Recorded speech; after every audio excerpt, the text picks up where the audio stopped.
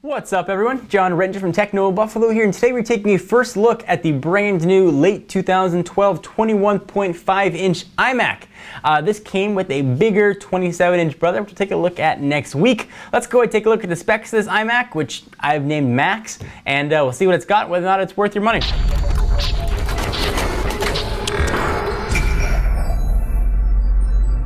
Alright, so the first thing you'll notice, at least by staring directly at the screen, is not much has changed, well, at least just looking at it. Apple has done quite a bit to remove the glare from the bezel, and from that standpoint, they've done a very good job. There really isn't that much glare coming across off of this black bezel. But we start to notice the real hotness when you turn this guy on its side, and you see that Max here went on quite a diet. It's not as thin as you might think, at least when you look at it from the side, you think, wow, how'd they do that? Then you start going on in, and you see that actually there's a decent amount of thickness towards the middle of the device. There is a ton of port options, aplenty on this guy. So we've got 4 now USB 3.0, which is quite awesome. Can't really tell USB 3.0 because they didn't use the blue or put it 3.0 there, but you'll know because I told you.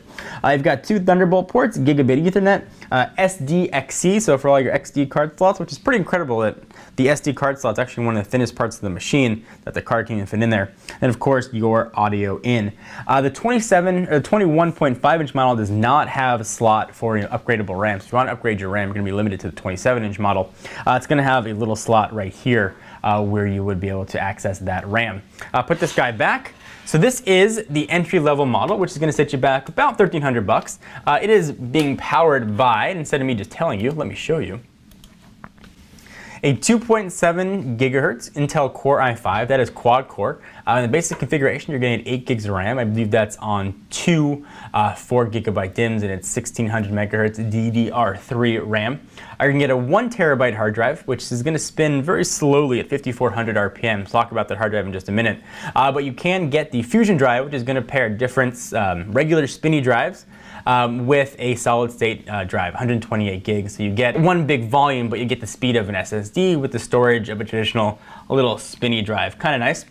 Powering this guy graphically is an NVIDIA GeForce GT 640M with 512 megabytes of RAM. So don't think you're gonna play games at crazy maxed out specs, because you're not gonna be able to. Now certainly you can play your World of Warcraft, your StarCraft 2, whatever else you guys wanna do on lower settings, it'll work fine. But if you really want a gaming powerhouse and you wanna stay on the Mac side, this is definitely not your computer.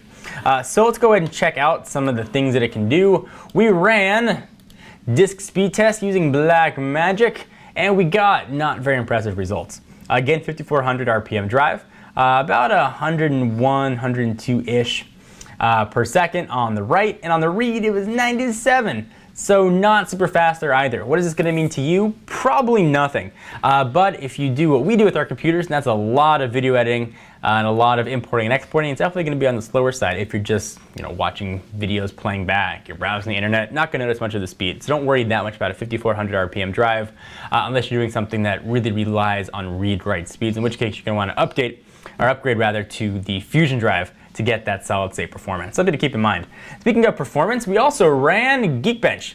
This guy is certainly not setting the world on fire, but it is going to be fine for everyday computer.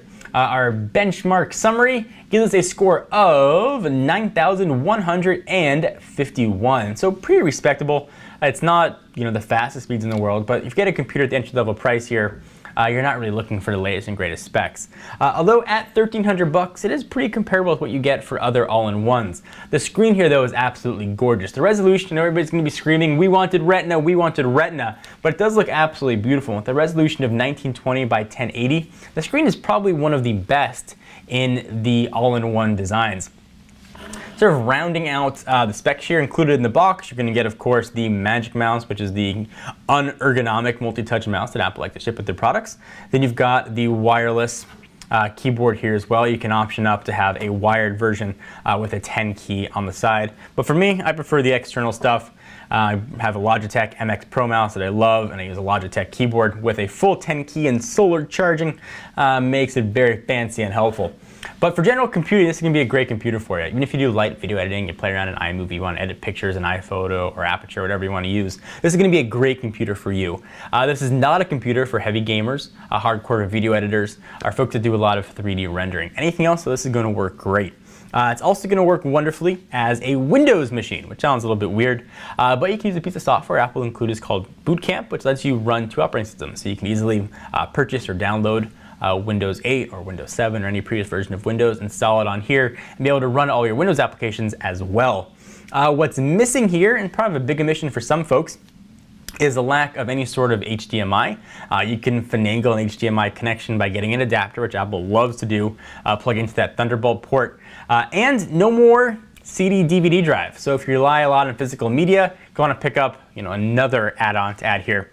So if you don't want to use a super drive or pick up a super drive, you can use remote disk applications where you can actually piggyback on somebody else's CD DVD drive and install applications that way. For me though, I haven't used a physical media in quite a while, so it's not going to be that big a problem. But if you know that you're the kind of person that uses a lot of disks, likes to burn CDs or DVDs, then you may want to look past this or at least add on another $100-ish, $120 for that super drive add-on, which can sit nicely right here. Overall, the computer's been very nice to use. It's been quick. It's been fast. It's going to work pretty well for everyday computing. I am, however, excited to see what the spec'd out 27-inch model is going to look like, which we'll have in next week. And of course, we'll have an unboxing and full comparison with that guy and give you the full rundown on what it can do. For now, though, I'm John Wrench from Techno Buffalo. Be sure to check us out at technobuffalo.com for the latest and greatest tech news. I'll see you guys in the next video. Bye-bye.